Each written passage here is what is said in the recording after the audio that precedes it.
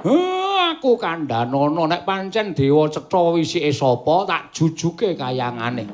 Sebabe apa kok dadak ngutus karo kowe ngogreh-ogreh nggonku duwe gawe bangun kayangan jajal werka. Kowe aja ngapusi karo aku. Nek sing tok apusi Semar tak kira ngandel wae. Nek Semar kuwi wong sing angel diapusi.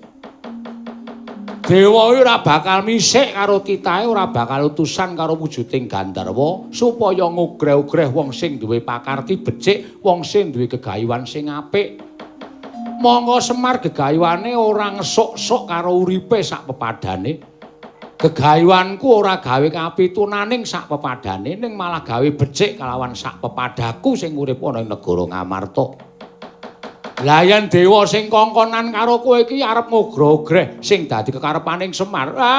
Mengko aku sing arep matur karo Sang Hyang Bathara Wenang supaya dewa sing aran Wisnu kuwi dicopot wae aja nganti dadi dewa nek senengane mbebeda karo wong sing duwe gegayuhan becik jajal werka. Waduh. Lah kok jebul Kakang Semar ora iso diapusi. Janjane kula niku iso diapusi gampang. Wong sing kerep ngapusi kula niku malah ming Bagong. Nek wong liya ngapusi kula niku kangelan, ngoten. Iya. Aku nyuwun pangapura, Kakang. Sampun mboten napa-napa.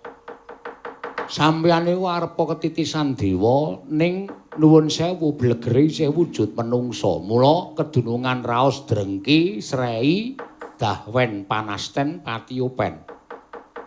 Semar duwe niat bangun kayangan jroning ati sampeyan ketabetan rasa meri kalih kula. Tumunten sampeyan gawe perkara karo Bagong.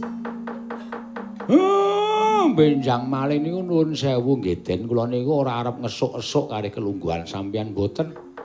Kula ora arep ngesur kelungguhan sampeyan.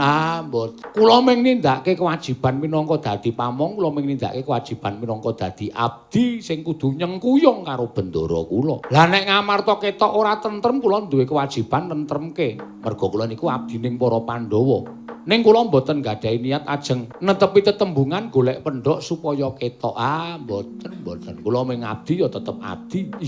Iya, Kakang Semar aku ngerti tulusing atimu. Nggih sampun mboten napa-napa. Dilebur.